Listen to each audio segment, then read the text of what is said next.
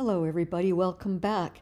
So I've done 6 spreads in this book already, but I want to remind you, if you forget, that when I'm not working on it and in between sessions, I never leave the book closed tight, because the matte medium layers on all those pages, even though they're dry, if they're left with a book closed tight, the pages can cling and stick together and ruin your beautiful artwork.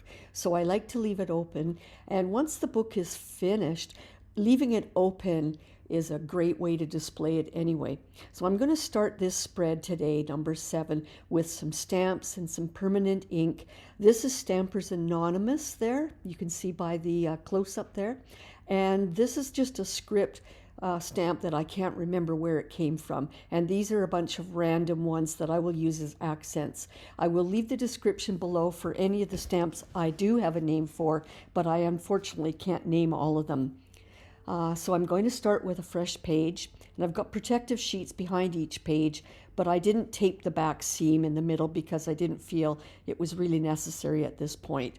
I've got a big random stamp here, the larger one. What I'm going to do is do an overall background busy pattern all across the spread. Now you'll notice I'm pressing lightly in some areas and darker in others, and that's so that I can create interest and depth. And I try not to use any pressure on the very outside edges of the stamps, because I don't want to create ridges from where the stamp was. So you'll see I mostly press with my fingers in the middle of the stamp, unless I want to purposely guide it into a crevice or an edge. You see there that that did provide a little bit of a straight line, and I don't really mind that because it looks like a scratch. But especially with the square stamps, I do not press down along the edge of the stamp. So I'm just creating, as I said, an overall background all over the page, all over the spread, and each time I'm pressing at different pressures so that I get faded and dark and vivid in different layers. So here's a script. It's got a square edge, so again, when I put it down on the pad, the ink pad, I did not touch the edge, and when I press it down, I'm using the middle of the pad with my hand and fingers so that I don't get the outside ridges of that square stamp. It's pretty messy, so I had to go and wash my fingers off, and now I'm doing accent stamps. These are actual fun shapes and images that I'm pressing quite firmly, because I'm hoping later on that a lot of these particular ones will show up and be revealed at the end. But I never know.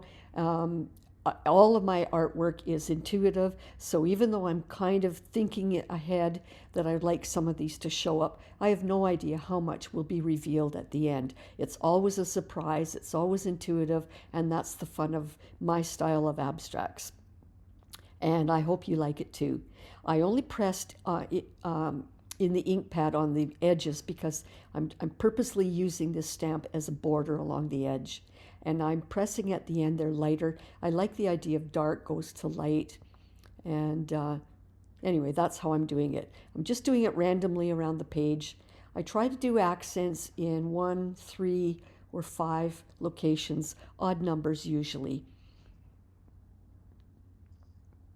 So now that I've got this as an overall background, other times you've seen me do pencil crayons and mark making scribbles everywhere. This is different. This is a very busy background, but it will get subdued, as you will soon see. I'm protecting the back of the pages as well with paper towels. So these are the 3 colors I would like to use today: Indian Yellow, Quinacridone Magenta, and Quinacridone Nicolazo Gold. They're fun colors, and I have a lot of fun with them. I don't know if I eventually even use the Nicolazo Gold, because if you blend the magenta with the Indian Yellow, you get that color anyway. So what I've done is, even though it won't show up very well, I've sprayed the whole spread with a good dose of water. And now I'm opening up a brand new Indian Yellow, and I didn't want to waste any of that paint on the lid, on the cover of the lid, so I used it as a crayon, and it made some very intuitive marks, which I didn't even plan, but that's what happened, and I'm going to go with it. I always go with whatever happens. And now, because the pages are both still very wet, I'm applying different pressures. When you see it bright lemony yellow, that's when I'm barely touching and there's a lot of water in that spot. And where you see it darker there, that's pure undiluted paint from inside the bottle. I like that. I like the different values of the same color. And it looks like I've used two colors there, and yet it's just one. So I let that completely dry. I'm enjoying the pattern there, and I'm going to sort of work around that. At this point, I get so lost in my zone of what I'm doing that I'm not even thinking. I don't plan anything. I'm just going with it. And that's the fun of these. I find it very mindful and meditative, and it's just my happy time painting for my soul. And that's why I've named my channel Painting for Your Soul, because all of this is just really good time out for your soul. If you've got a busy day, if you've got pain, if you're sick, whatever, this is a good way to get lost in the moment of just simply doing something without planning, without expectations. And I go with everything that happens. Sometimes there's mistakes that I can fix, and in many cases, I just go with whatever happens. It all works out. You will also notice that I am not teaching anybody how to draw and sketch. You don't need those skills for this. All you need is the supplies, and just let your intuitive self go. So again, you don't have to be an artist. You can be a total beginner, and you can create lovely art journal books just like this for yourself. I appreciate your comments as well if you have any. I love hearing from you. I love that I've got, oh, by the way there, when I put the magenta into a little dish container, some of it splashed onto the page, and I didn't want it full strength, so I sprayed it and smudged it. And now I'm using that watered down magenta with a very soft long bristle brush to just delicately move it around the page wherever there's water and space. And again, I'm going to create different values of this magenta. I love this pale pink, but I'm also going to use darker areas of it. So this is a way which I love to do where I create layers of depth, and that creates movement and interest around the page, around the spread. This 2-page is called a spread. So you'll hear me call it spread often, so do other artists, and that just means it's the double page of a book. So I am just coaxing it around while there's still water on the page, and it keeps it nice and pale. And I wanted to add a little more water down there because it was drying a little bit. So I love watching as well where the paint hits water and flows. I'm not doing an awful lot of flow and movement this time. I'm doing fairly much using the brush to move it around, but I do quite often love to put a lot of water on a page, put some full strength paint on it, and watch it flow. It's all about experimenting and having fun and taking a journey. That's the only way you learn some skills, is from good things that happen and bad things that happen, and then you can apply those in your years to come in your painting. So I'm having a lot of fun with this already. I could almost even at this point call this done because I find it's very interesting. It's got a lot of movement, it's got a lot of color and depth and energy, but I want to play more with the values, and the values are how intense the color is. So I've got pale and I've got dark, and again, it helps to give the illusion of movement around the painting. And my mantra for my website and for all my work, and whenever I display in a show, I'm always displaying the 3 words color, movement, and energy, because that's the best way to describe the work that I do. I don't like to contrive too many obvious images, because I want, each time that I open this book and open up a page, I want to be able to just get lost with my imagination. And so I do not try to make anything too obvious with objects. It's all about the color, movement, and energy. And I really enjoy, from years to come, I enjoy looking through these books. It gives me a lot of pleasure. I do art every day, even if it's just a little bit on these pages. This took place over several days. Sometimes I can do it in one sitting with a lot of blow drying, but many times it takes a few days to do one of these spreads. I am giving an all-over coating of matte medium all over the entire spread, especially down the middle there. It gives a coating over this, protects this layer underneath, and allows it to be a good protective coating, because anything I do now, I do not want it to get absorbed into the paper, whereas that pink and yellow did get absorbed right into the natural surface of that paper. So this is a good coating, and it gives me a fresh start for anything I want to do. I am also going to glaze a little bit of white over the page, and putting that coating all around allows me a wet medium to mix in with this liquid white and smear it and smudge it around so it becomes a semi-transparent coating of white. And what I'm trying to do here is soften some of that busyness and throw some of that busyness into the background. And you'll notice that I won't paint it everywhere, and in other areas I will actually spray and lift some of this, because what I'm trying to do here is create depth. I've got all the background there, but I don't intend on leaving all that background in the foreground. It's going to be lost and hidden in some places. Now, I did apply a little bit too much of the glaze there, so I'm just spraying with water and taking a paper towel to lift some of that back up. And I'm using just smudges of crumpled up bits of the paper towel instead of a brush, because I want this to be random and smudgy. And I play around with it. Sometimes I find I've lifted too much off and I apply more glaze. You'll see me sometimes do things, lift it off, and decide I liked what it was, so you'll see me repeat, and you'll wonder, why did I just take it all off if I'm doing it again? But I don't know each time until I see the results. And again, I'm very intuitive. I like to play with the results and go with the flow. I'm loving that there's script in the middle of my spread here, but I want to subdue it and send some of it into the background. It's still there, but there's a semi-transparent white glaze over it. Again, this provides a lot of interest and movement. I love those script stamps. And I love the background smudges and markings and scrapes that I have. I'm just really madly in love with that Indian yellow. It's so intense and beautiful. So now that it's totally dry, I did blow dry it.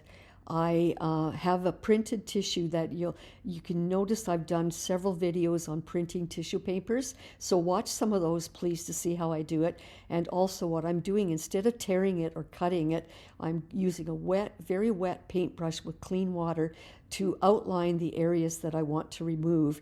And it allows me to have a very good, soft, random edge to that tissue paper, so that when I glue it down to the page with matte medium, you will not see the actual edges of the tissue paper. It will disappear, and between the wet tissue going clear and the matte medium going clear, you end up just seeing the print from the tissue and not the tissue itself. I do this often. I love that technique. You could just take a paintbrush and paint white images all over, but this is just so much more fun to have a session of gel plate printing, and then later on have your stash and just randomly pull things out of your stash and decide what would you like to put over. Because before I started the spread, I didn't even know for sure what printed tissue I was even going to use. I just got my box out and grabbed a few and decided which one to go with. Now, my intent is to use this print as still part of a background. It won't be the main focal point. It's going to become the middle background, if you will, the middle stage of this abstract. So you use the matte medium to glue it down, and it will dry more transparent than it shows here. And I love the surprise. Just absolutely love this technique, because it's always a surprise to see how much it alters the spread that you're gluing it down onto. It just completely takes it to a new level. And those white scrolls and scribbles and loops become a little bit of white patches over top, and it hides some of that background script. It makes it quite interesting. I didn't, I couldn't figure out why there was such a thick part of the tissue there, so I just added more matte medium to wet it, and I just pulled a little bit of that back. And I'm using the round part of the round part of my finger to spread that and press it down onto the page. I did have some spare there, but I decided I didn't want to use it on the right. I gave it a really good blow dry, and now I've got a lid again with some water and some magenta, and I'm going to make a pale magenta glaze. I love glazing. Glazing is when you have a transparent coating of paint over top of your artwork. It becomes a brilliant color, but it does not hide completely the pattern below. I do this technique all the time. And so what I've done is, what I'm doing now is I'm burying that white print, pushing it through into the background more. And I really enjoy as well these semi-transparent colors, because again, when I put the magenta over top of the yellow, it becomes that Nicolazo gold color. So I don't believe I ended up even using that third color, because I've created it with just these two. My goal as well is to show you that you do not need a huge supply of art, paints and things like that to create wonderful things. I quite often use the same 5 semi-transparent golden liquid acrylics, and I have so much fun with them. Here's that Indian yellow again, and you can see how bright it goes when there's a lot of water on the page, and then where it's not quite as wet, it stays darker. And I'm using a different brush this time, so I can really push that color down into the page, and I'm purposely blending yellow and pink together to become that third color. Decided to dab a little bit of that back. And again, I've revealed quite a bit of the white print from below, but later on I might change that. Again, if you put down paint and then dab it back, it does things randomly, and I like that. And I decided I did a little too much of it, so I went back over and I'm repeating that pattern. I'm just trying to show you that you can change your mind and then you can go back again. And now I'm just softly, I was softly dabbing a little bit of that back. It looks wasteful, but that's the only way I can get my layers, is to sort of put things down and then lift some of it off, leave some of it there, and then do it randomly in different locations. I want a lot of this beautiful bright Indian yellow down on the bottom there. I'm not creating shapes, I'm just creating movement and flow across the spread of the pink and the yellow. And I'm leaving some white, subtle white in a few areas as well. Quite often in this book, you'll see that my accent is white or black, and then I usually have 2, maybe 3 colors. But I always, with an abstract, make sure I have an accent somewhere and a contrast. An accent to me is something that boldly stands out, whether it's a contrast black or white, or where it's a very vivid color. It's always a bold contrast. I've pulled out of my stash a few more prints, and this one happened to be a gold print, and actually it looks quite nice there, but I'm playing around with different options. These were things I made from a homemade do-it-yourself stamp, and this was from a stencil that I used my gel plate to make a print on tissue paper. And I like that there's a lot of white there, and then the scribble ends up being hollow, and it reveals the colors below. Now that paintbrush in the water came out a little bit yellow because the water was a little bit yellowed, but that's okay. And I'm using that to soften the tissue so it makes it easier to tear away around the areas that I want torn away. But wherever there's a lot of that dense white paint, that trick doesn't work, so you have to actually just tear it. And the reason why I'm tearing and not cutting with scissors is I want it to be a real random rough edge, which helps blend into your background better.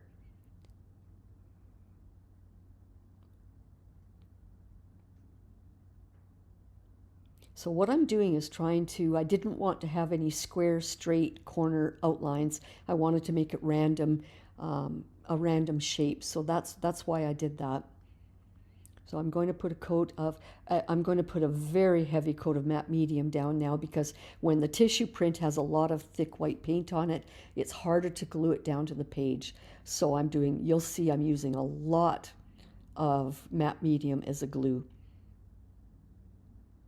You could also use high gloss medium to do the same effect, but your work will become quite shiny and glossy, and I'm just preferring the chalkier effect of a matte medium instead, but it's your decision. Both of them work well, and both of them dry. Clear is just that the high gloss one ends up with a gloss finish. This one looks glossy when you put it down, but it dries matte. So I'm liking that random edge there.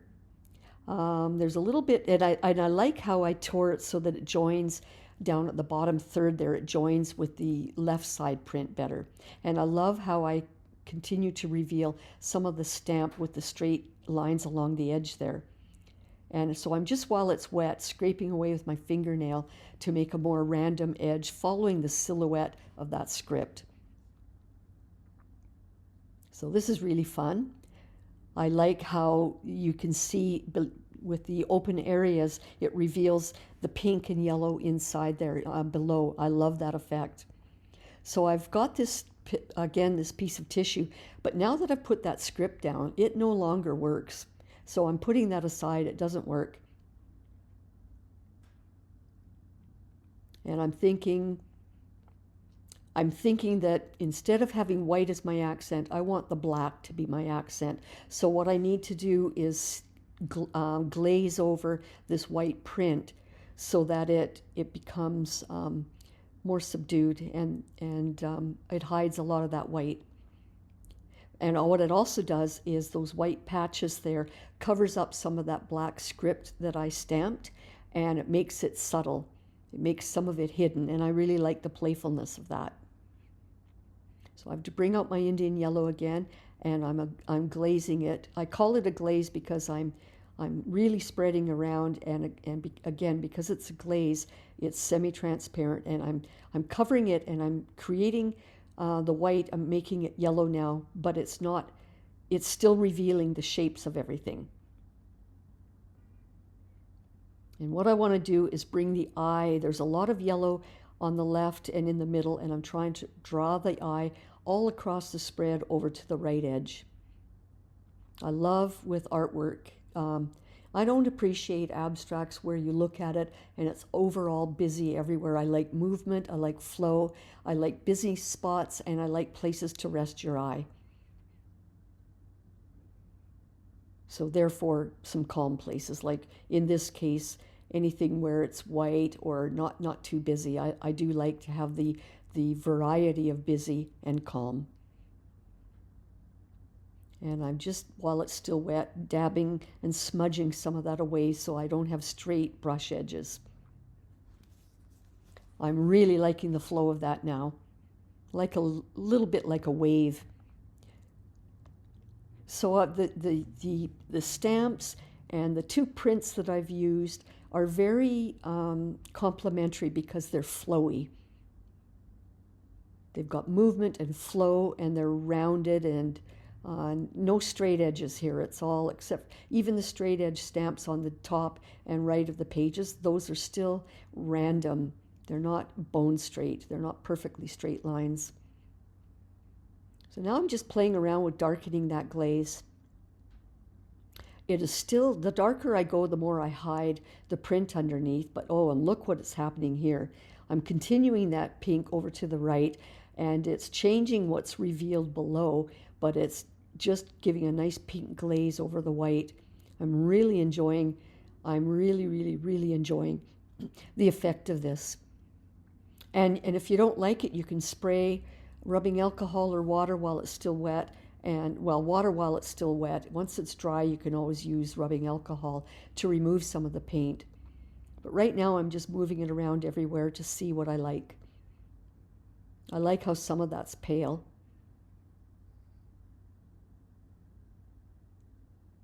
A lot of fun, these script stamps. A lot of fun. So writing script and it's become the theme of this spread. Before I didn't know where I was headed with it, but because I chose the scrolling and the stamps and the print that's got the script, that has become my theme. I do, even though I don't paint obvious images, I do like to find themes that emerge so that when you look at it, the viewer of my abstract doesn't wonder, what on earth am I trying to say here? I think it's very clear what this one's saying. And again, because it's just gibberish, you can get lost in whatever you want to believe. In that top left yellow area, you could actually at the end take a Posca pen and write a quote or write a nurturing phrase, anything like that. It's up to you, but I'm just showing you how to really create a wonderful, colorful movement in your spread. And you can always take it to another level. You could glue applique images over top if you like, but I like to keep it abstract like it is. So I gave it a good blow dry as well, even though I didn't show all of that to you. And now that it's bone dry, I've decided I want to reveal more of that smudgy white. And because it's dry, using a spray of water won't help. So I have to use rubbing alcohol on a clean paper towel. And if this was on a wood panel, I would use sandpaper to scrape the top surface. So really in effect, what I'm doing is wiping away, rubbing off the top surface so that I reveal a little bit of the white that was under there. And again, I'm just trying to have a little bit of flow of movement of the white across the page. And I like how it's very bright white in spots and smudgy white in other areas. And now that the rubbing alcohol is finished, I had to spray with water and lightly dab that away because rubbing alcohol dissolves some of the paper and the paint and it makes it sticky. And I didn't want a sticky surface. So that's why I sprayed water afterwards and wiped that off. Now, since I've decided I don't want white to be the accent, even though it's there and it's subtle, I want the black accent to really pop.